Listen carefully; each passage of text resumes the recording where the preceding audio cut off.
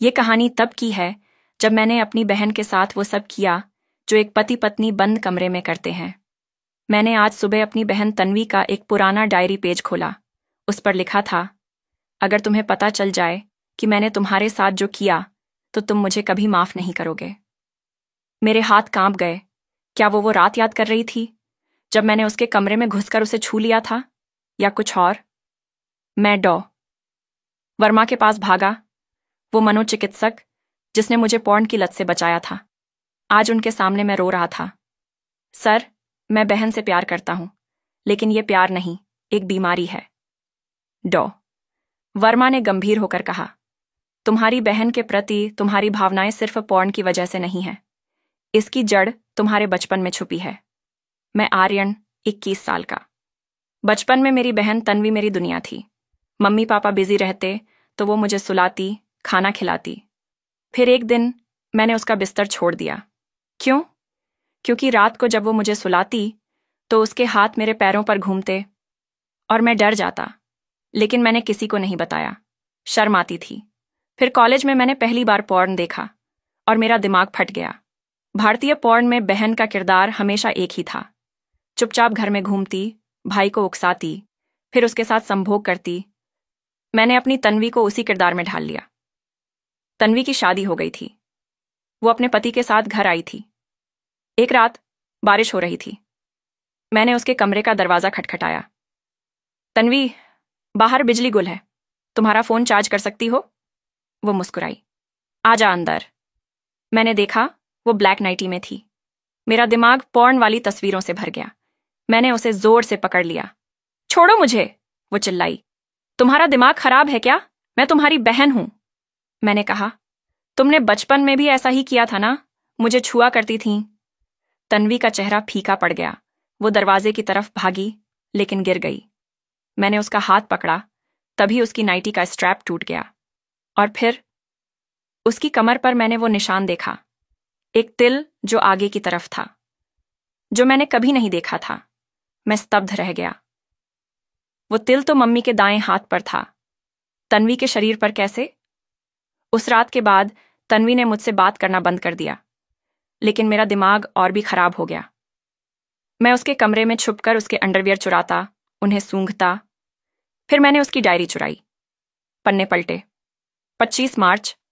आज फिर उसने मुझे छुआ। मैं चिल्लाना चाहती थी, लेकिन डर गई, क्योंकि अगर उसे पता चल गया कि मैं नकली हूं तो? नकली? मेरे हाथ से डायरी गिर गई। अगले पन्ने पर था, मैं तन्वी नहीं हूं, मैं उसकी जुड़वां बहन तनिष्का हूं। तन्वी 10 साल की उम्र में मर गई थी। मैंने उसकी जगह ले ली, क्योंकि पापा ने कहा था, अगर तुम नहीं रहे तो मम्मी पागल हो जाएगी। मैं सांस रोके बैठ गया। मेरी बहन मर चुकी थी, और ये तनिष्का थी जिसके कमर पर वो तिल था। डॉ वर्मा ने मेरी डायरी पढ़ी। उनकी आंखें चौंधिया गईं। आर्यन, तुम्हारी बहन ने तुम्हें बचपन में छुआ था ना? वो तन्वी नहीं, बल्कि तनिष्का थी। और वो तुम्हें नहीं, बल्कि अपने मरे हुए भाई की याद में छुआ करती थी। मैंने पूछा, कौन मरा था? डॉ वर्मा ने एक फोटो दिखाई, 2 बच्चे, एक जैसे। तन्वी और तनिष्का का जुड़वां भाई अर्जुन था।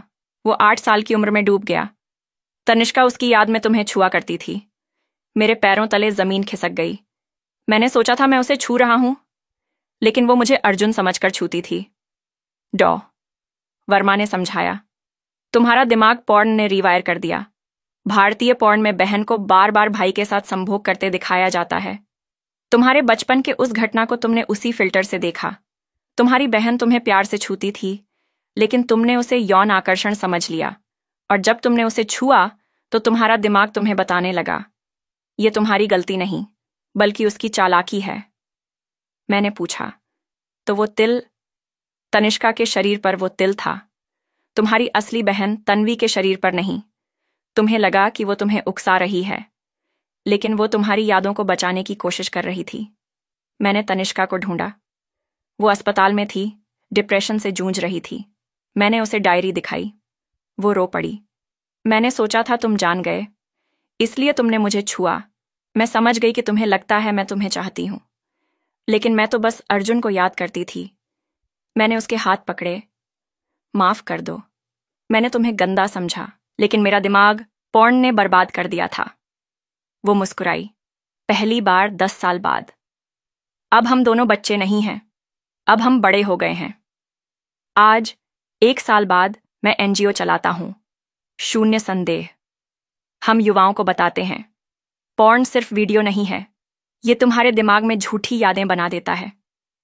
तुम्हारी बहन को तुम भोग का सामान समझने लगते हो, लेकिन असलियत में वो तुम्हारी रक्षा कर रही होती है।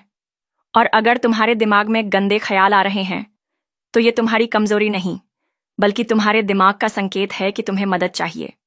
अगर आपके दिमाग में अंधेरा है, तो ये आपकी गलती नहीं है, लेकिन उस अंधेरे से बाहर निकलने की जिम्मेदारी आपकी है।